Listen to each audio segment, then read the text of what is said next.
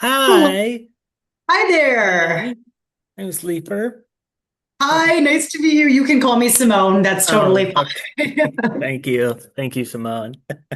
Yes. Um, it's nice to meet you, actually. It's really nice. It really took me a long time to find an interview, like a long time. Well, I'm so happy to talk with you. I love this stuff, and so whenever anyone is interested in it, I am super game to chat and share whatever I can. And really excited that you wanted to talk about gerrymandering.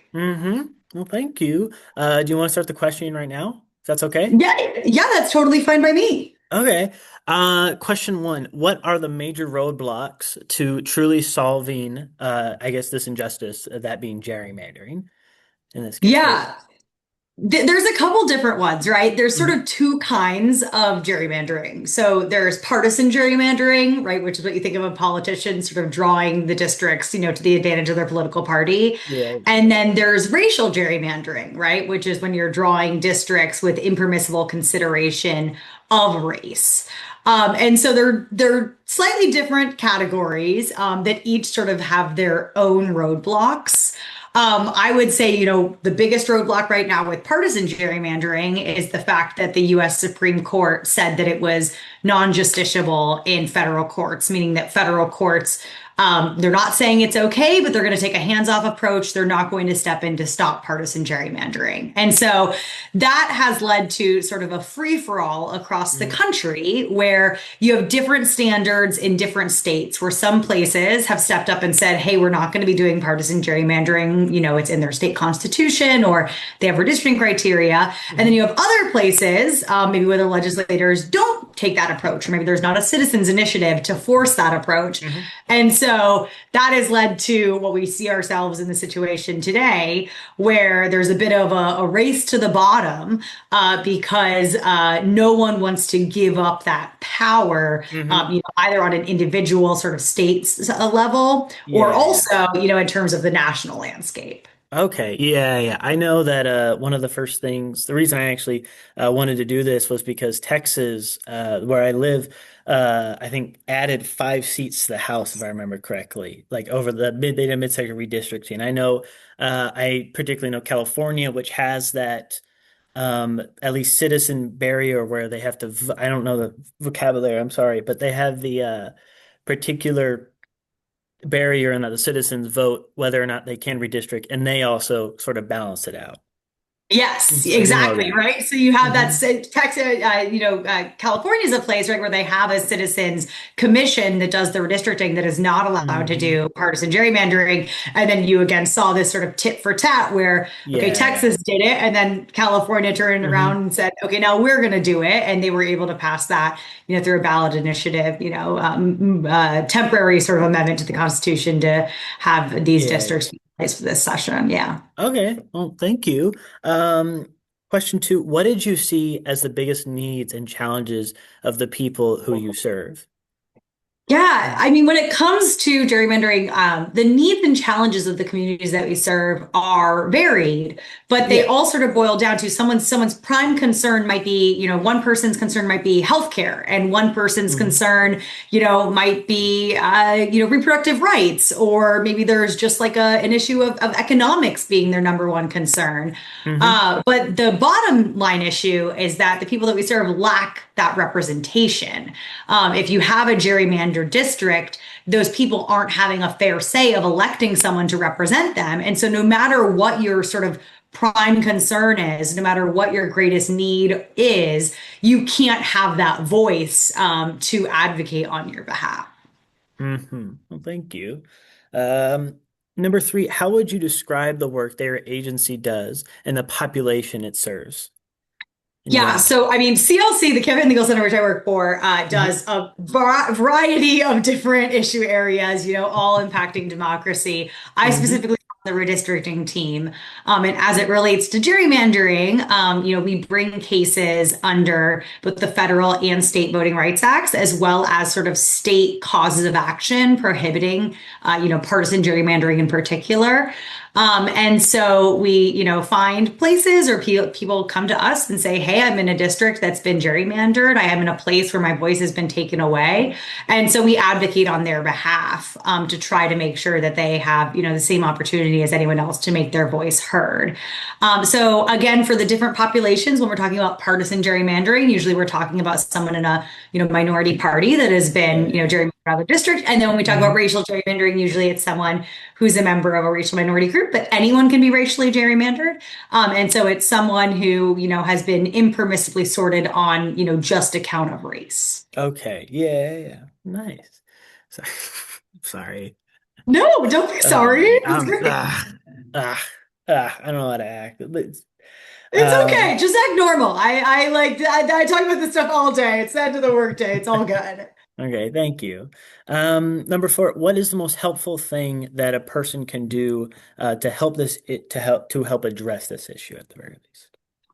Yeah, I mean, there's different things you can do depending on where you are, right? So if Yeah. you're in one of those places that has a citizens, initiative come around, putting in place a true independent redistricting commission, you can go to the ballot box and vote, and vote for a fair system that's going to ensure that you have fair districts in the place where you live.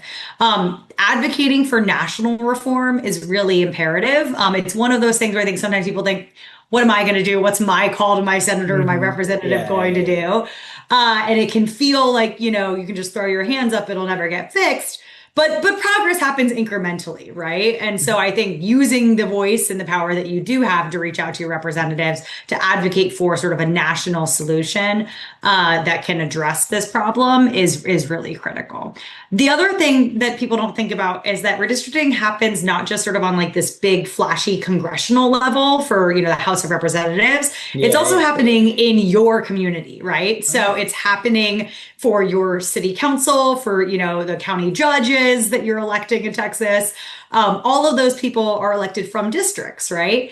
And so, what you can do, in addition to sort of speaking up on this national level, is advocate when it comes around for the census and it's the next time there's redistricting being done in your community.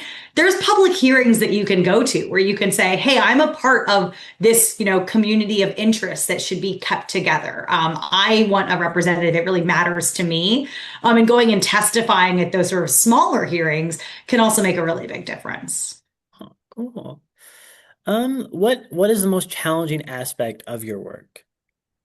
Like, Sometimes, our cases don't work out the way that they should, right? We can hmm have the law on our side, and that doesn't necessarily mean that we're going to win, or the facts can also be on our side. And so, really trying to remain, in it and positive, while also recognizing that we're not going to win every fight, can be tough hmm sometimes, right? But I try to keep in mind that we're giving a voice to people who don't have it, and that can be powerful, even if at the end of the day the court doesn't side And with us. yeah, and that change is incremental. So you may not see a huge thing, but it's the small things that matter. Absolutely, exactly. And just giving someone a voice, making a record can be a Mhm. part of that incremental change. Okay. Where is this injustice most prevalent? If you were to give us, I guess, maybe a region or just, I don't know, maybe a higher specificity, where would you say it's most prevalent? So, It's everywhere, right? I mean, the thing about I know. people seeking Yeah. power is that, politicians, especially, who can manipulate the system in their favor, they're going to do it. We've Yeah. seen partisan gerrymandering on both sides of the aisle, right? When Mhm. people have the opportunity to manipulate the system to work for them, it's going to happen. I will say that one of the biggest things is that places that have the ability for citizens to pass ballot initiatives, pass Mhm. constitutional changes on their own without the need for the legislature to, refer that ballot initiative, those places have tended to have more success in reforms that address Mhm. gerrymandering, whereas Mhm. places their citizens don't have direct access, to changing their Yeah, yeah, constitution yeah. or the legislature, those places have a harder time making that reform. Okay. Yeah. So more direct citizen, for lack of a better word, just more direct government control to the citizens, I guess. Exactly, Exactly. right? Because the thing is, if it's Mhm. if it's the legislators who have the power Yes. and they've rigged the system so that they are guaranteed to be Hmm. elected, they don't have an incentive to fix it. Versus if the actual thing, you're going to get to the ballot box, you can gather enough signatures and you can have people have their own direct say, you're going to be a lot more likely to get that change. Okay. Um, how did gerrymandering begin? And Gerrymandering I mean, it's just about as old as districts I, themselves, right? I mean, so hmm I don't know if you've seen the hmm original drawing of the gerrymander, that was in a newspaper. There was this person, Elridge Jerry, that did this redistricting that looked like a hmm salamander, and that's like a wood blocked lino print, newspaper. hmm So it's quite old. And I would say, it just started as soon as politicians realized that they could hmm manipulate their voters. It hmm has now escalated. Yeah. Technology has made it much easier to make these precise, like surgical level gerrymanders. And so, hmm since sort of the advent of technology, in terms of like mapping software, tracking the ability, to track results of elections on sort of a precinct by precinct basis and to look at that live map and draw the lines in the exact place to cut the voters where you want. hmm That's really escalated the process in recent years. Okay. And you work with a lot of these people. Who does this injustice just affect the most?